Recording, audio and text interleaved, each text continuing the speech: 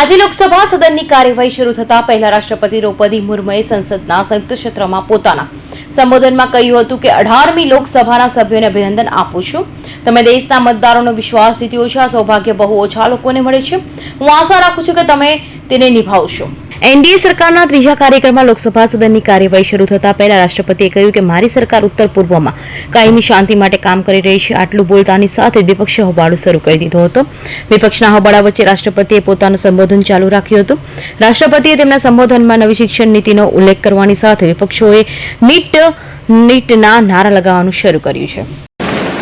माननीय सदस्यगण, सरकार का ये निरंतर प्रयास है कि देश के युवाओं को अपनी प्रतिभा दिखाने का उचित अवसर मिले.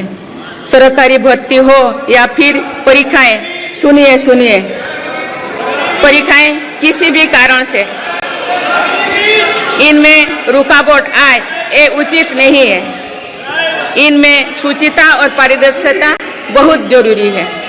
हाल ही में कुछ परीक्षाओं में हुई पेपर लीक की घटनाओं की निष्पक्ष जांच और दोषियों को कड़ी से कड़ी सजा दिलवाने के लिए मेरी सरकार प्रतिबद्ध है. इससे पहले भी हमने देखा है कि कोई राज्यों में पेपर लीक की घटनाएं होती रही है. इस पर दलीय राजनीति से ऊपर उठकर देशव्यापी ठोस उपाय करने की जरूरत है. संसद ने भी परीक्षा में होने वाली गड़बड़ियों के विरुद्ध एक सख्त कानून बनाया है. मेरी सरकार परीक्षाओं से जुड़ी संस्थाओं, उनके कामकाज के तरीके, परीक्षा प्रक्रिया सभी में बड़ी सुधार करने की दिशा में काम कर रही है. माननीय सदस्यगण, एक सशक्त भारत के लिए हमारे सैन्य बलों में आधुनिकता जरूरी है. युद्ध की स्थिति में हम सर्वश्रेष्ठ रहे, इसके लिए सेनाओं में रिफॉर्म की प्रक्रिया निरंतर जारी रहनी चाहिए. इसी सोच के साथ मेरी सरकार ने बीते 10 वर्षों में डिफेंस सेक्टर आने के कई महत्वपूर्ण कदम उठाए हैं. ऑर्डिनेंस फैक्ट्रीज के रिफॉर्म से डिफेंस सेक्टर को बहुत लाभ हुआ है. 40 से अधिक ऑर्डिनेंस फैक्ट्रीज को 7 निगमों में संगठित करने से उनकी क्षमता और दक्षता दोनों बढ़ी है. ऐसे ही रिफॉर्म्स के कारण भारत आज 1 लाख करोड़ रुपये से अधिक की डिफेंस मैन्युफैक्चरिंग कर रहा है. पिछले एक दशक में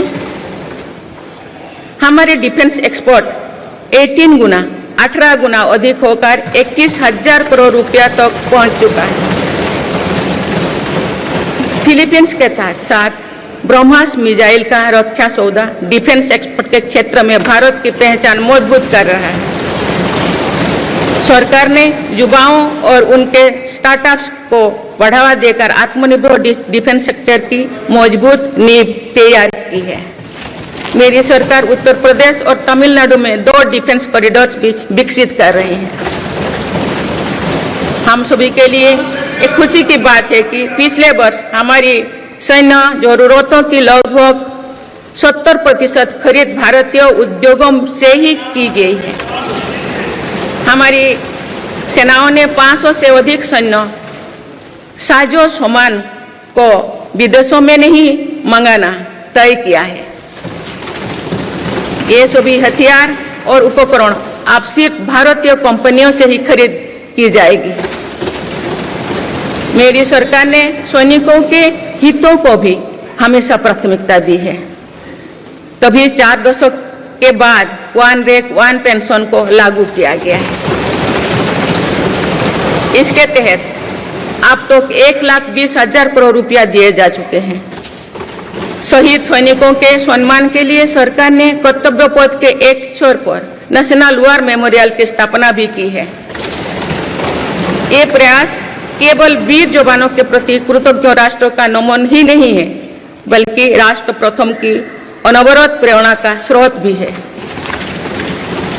રાષ્ટ્રપતિએ કહ્યું કે આપણા બધાની જવાબદારી અને ફરજ છે કે આ ઠરાવની પરિપૂર્ણતામાં કોઈ અડચણ ન આવે. જ્યારે સંસદ સુચારુ રીતે ચાલે છે ત્યારે તંદુરસ્ત ચર્ચા થાય છે, સમગ્ર વ્યવસ્થામાં લોકોનો વિશ્વાસ વધે છે. જ્યારે ભારત વિકસિત રાષ્ટ્ર બનશે ત્યારે તમે પણ તેમાં ભાગ લેશો. આવનારા યુગ ભારતનો છે, સદી ભારતની છે, તેની અસર 1000 વર્ષ સુધી રહેશે. કૌશિક પટેલનો report, Hind TV news, Surat.